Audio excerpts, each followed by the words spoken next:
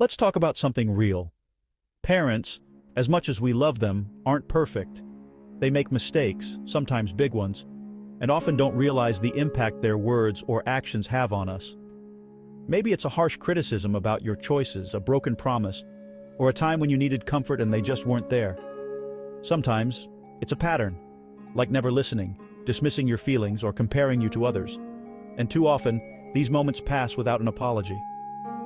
When parents fail to apologize, it can leave deep marks. You might feel invisible, unworthy, or like your feelings don't matter. Maybe you start doubting yourself, or you carry around anger and sadness that you can't quite explain. The pain lingers, especially when you try to talk about it, and the apology still never comes.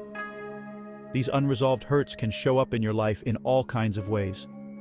You might replay old arguments in your head, struggle to trust others, or find it hard to express your own emotions. Sometimes, you even feel guilty for being upset in the first place. Waiting for an apology that never comes can feel like holding your breath. The longer you wait, the heavier it gets, and it can start to shape how you see yourself and your relationships. You might even find yourself repeating the same patterns with your own kids, without meaning to. Imagine this. A parent snaps at their child during homework saying, "Why can't you get this right?" The child looks hurt, but the parent never circles back to say sorry. That child might grow up thinking mistakes make them unlovable, or that it's not safe to ask for help. Or maybe a parent misses an important event, and when the child brings it up, the parent brushes it off. The child learns to hide disappointment, believing their needs aren't important. So how do you heal from these hurts and make sure you don't pass them down? First, recognize what happened. Name the moments that hurt you. Write them down, talk about them, or just let yourself feel them. Your experience matters and your feelings are real. Journaling or speaking your truth out loud is powerful. It's a way of saying, "This happened, and it mattered." You don't have to minimize your pain or make excuses for anyone else. Remind yourself that your feelings are valid, even if your parents never acknowledge them. Their silence doesn't erase your pain. You're allowed to grieve, to be angry, or to feel sad about what you didn't get. Next, consider forgiveness, not for them, but for you. Forgiveness isn't about forgetting or excusing what happened. It's about letting go of the hope that the past could have been different, and choosing to focus on your own healing. This frees you from carrying resentment into your own parenting. Forgiveness is a gift you give yourself.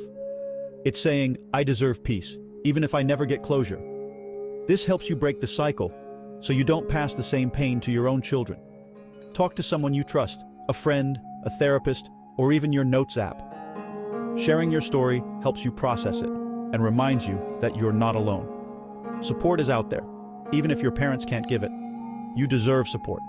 Whether it's a friend who listens, a support group, or a professional who helps you work through your feelings, reaching out is a sign of strength.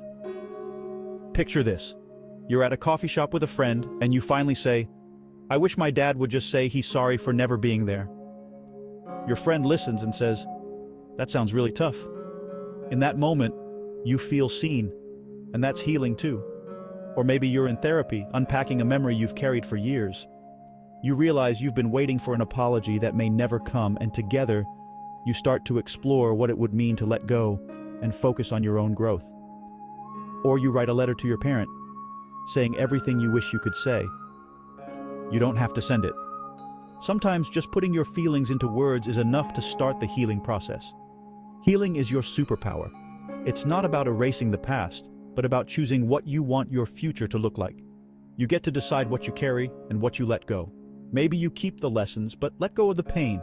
Maybe you hold on to the good memories and release the ones that hurt. It's your choice. Sometimes healing means finding new ways to connect, with yourself, with others, or with your community. Every step you take toward your own well-being is a step toward breaking the cycle. And here's a message for parents. Learning to apologize to your children is powerful. When you say, "I'm sorry I hurt you," you teach your child that it's okay to admit mistakes and make amends. This helps them learn to apologize when they hurt others, breaking the cycle of silence and shame.